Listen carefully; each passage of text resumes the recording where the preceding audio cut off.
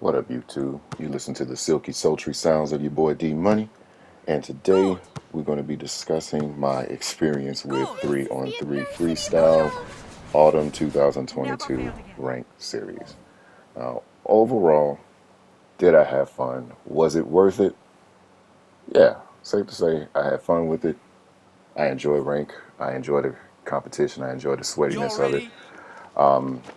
Did I have issues with it? Oh, most definitely.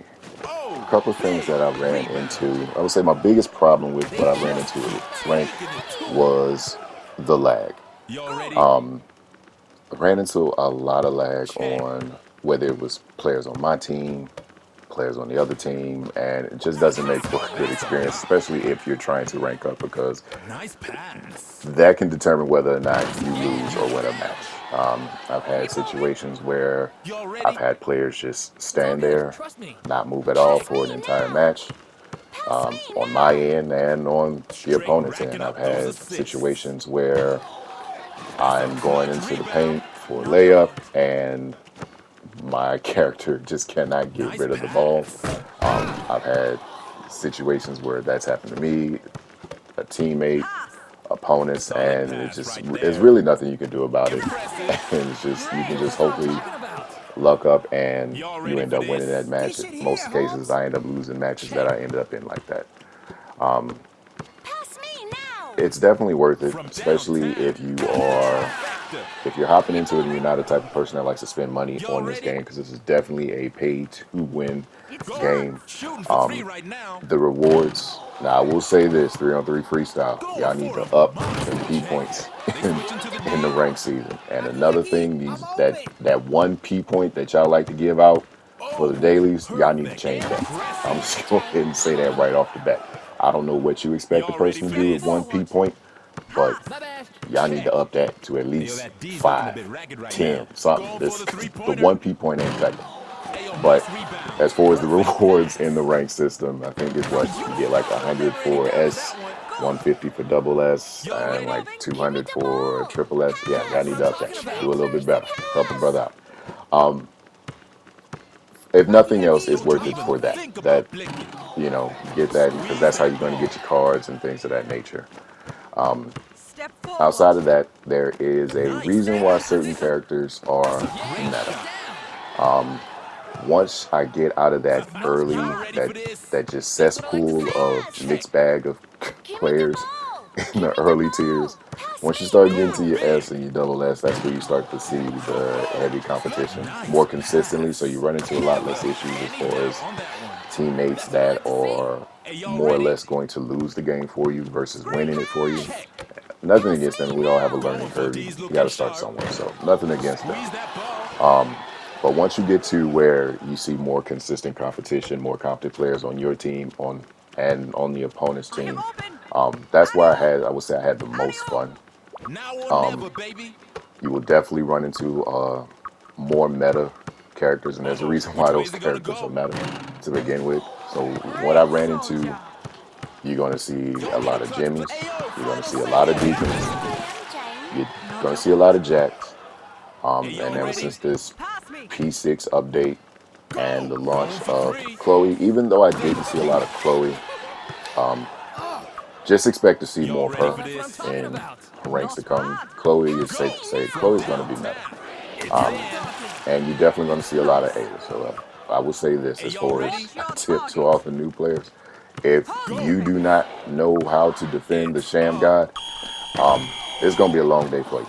So I suggest you spend some time learning how to defend it, because that is all you're going to see. Ran into a lot of double Ayla squads. It was like double Ayla and a Jimmy, or double Ayla and a Deacon.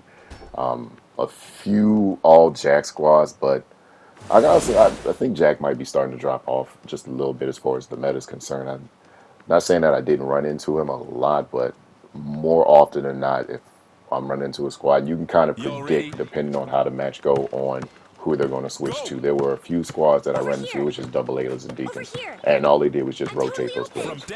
So first round, double Ayla Deacon. Second round, still double Ayla Deacon. If you can force it to a third round, still double Ayla Deacon, maybe a Ayla, Chloe, and Deacon.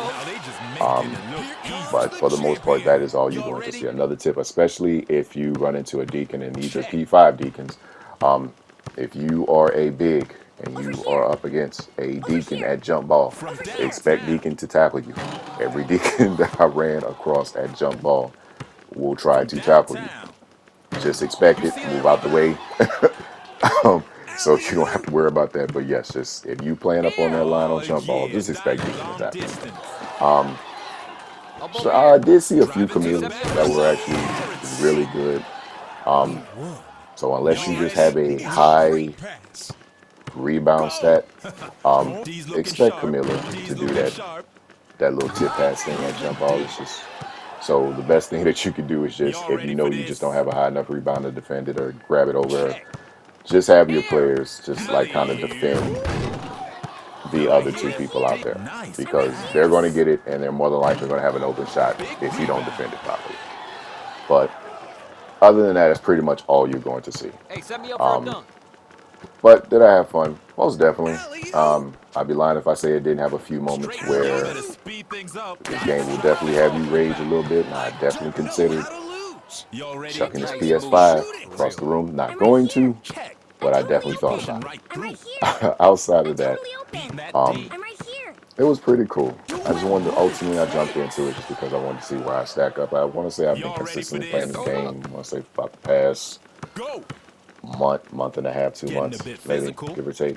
Definitely took some time off, so I just wanted to come back to see where I stood against the competition, to see how well I held up, and I ended up pretty much middle of double S. So it's safe to say I am mid as hell in this game, and I'm okay with that, considering I've only been playing it consistently, I want to say, for the past 2 months or so. But ultimately, like I said, I had fun. It was cool. It was pretty dope. The rewards, they definitely need to do better with the points and the rewards because that was also the other reason why I jumped into it. Now, if you're definitely one of those people that like to throw money at this game because this is a pay to win type of game, and I was definitely one of them at one point, but I was like, I don't want to throw any more money at this game. I threw enough over the years in this game, so it's like, you know what? No, I just go round. I just want to just play it straight up, earn the P points out of whatever deals that they got, any matches where I can just earn them that way because I don't want to just take any more money that I've already given it. Because let's just be honest about it. They jip you on some of these card packs. They really do. If I had, I swear, and I just might do a video on it. If I get another platinum or gold outlet pass for a character that I just do not need it, I think at one point I honestly had like 20 of those between like gold and platinum, just outlet pass. I don't need those. I don't know why they keep giving them to me, but they will definitely jip you on some of these packs. They really will. So, but that's pretty much all it is for now. I got more on the way. Like and subscribe, and like that, we go.